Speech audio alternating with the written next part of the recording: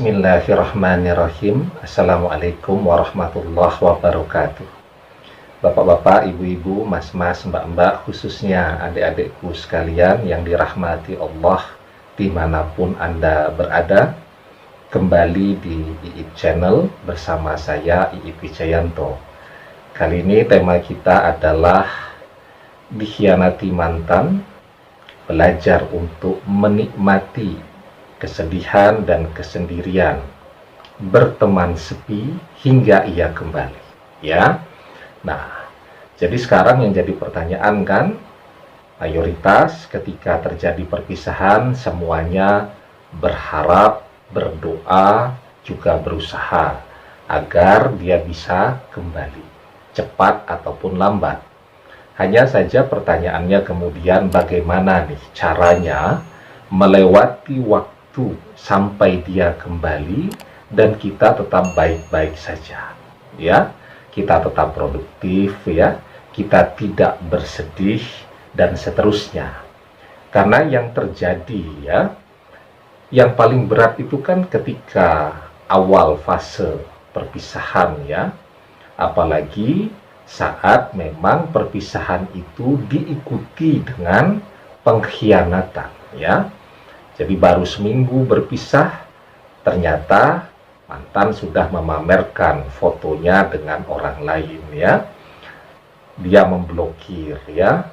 Dengan kita betul-betul tidak peduli. Nah, manusia ketika akan memasuki satu fase, ya, kehidupan yang baru, kalau selama ini kan selalu bersama-sama, ya.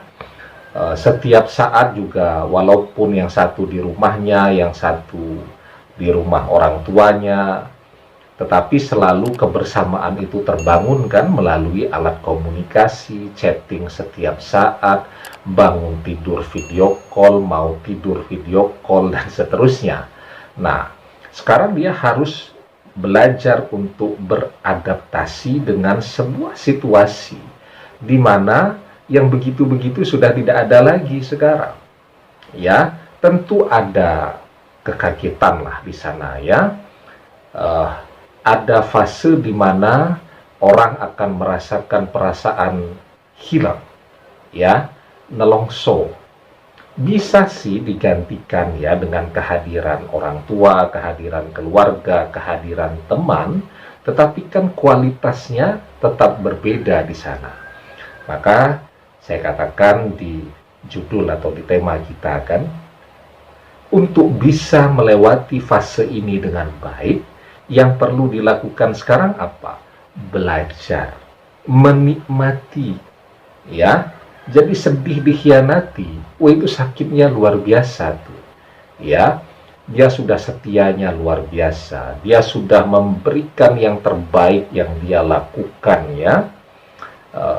Seluruh waktunya hanya demi untuk melayani orang yang dia cintai. Semua kebutuhan tercovering dengan baik, ya. Dia berfungsi sebagai kekasih, dia juga berfungsi sebagai pencari nafkah, dia juga berfungsi sebagai driver, dia berfungsi sebagai tukang ngangkut-ngangkut barang, dan seterusnya dan seterusnya. Jadi pengorbanannya tidak kurang-kurang, ya. Tetapi faktanya juga kan tetap dikhianati. Nah, itu sakitnya itu seperti luka yang ketetesan jeruk nipis.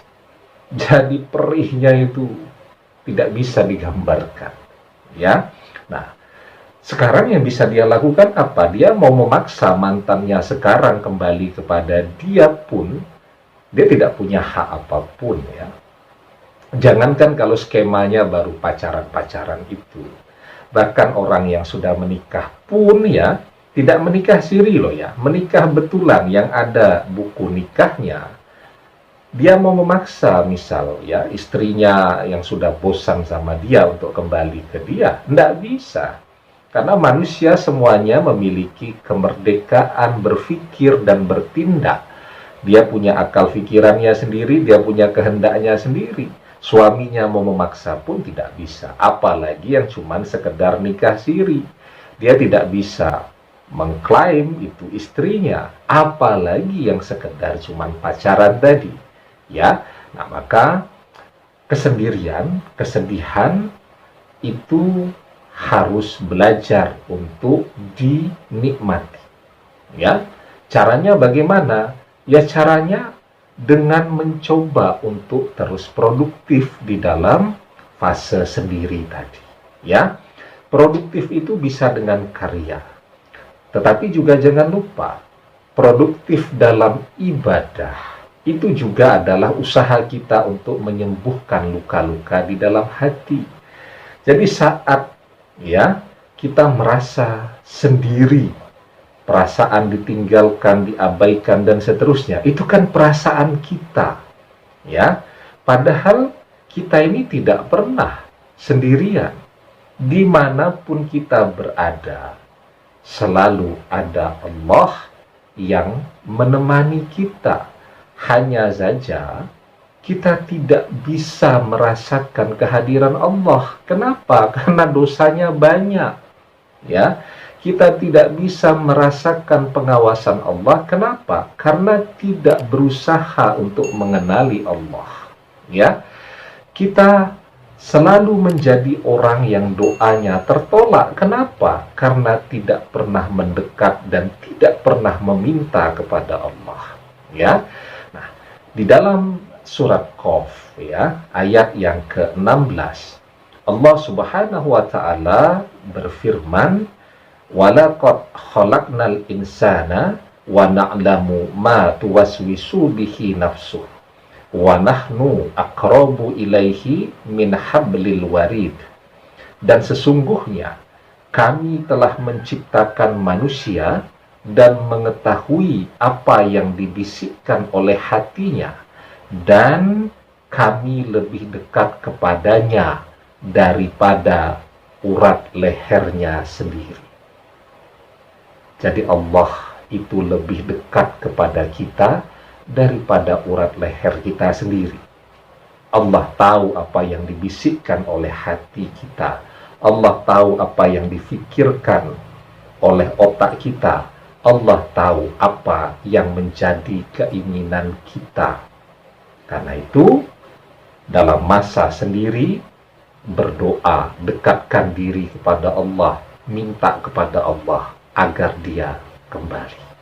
Demikian, semoga bermanfaat. Wallahu a'lam bishawab, billahi taufik wal hidayah. Assalamualaikum warahmatullahi wabarakatuh.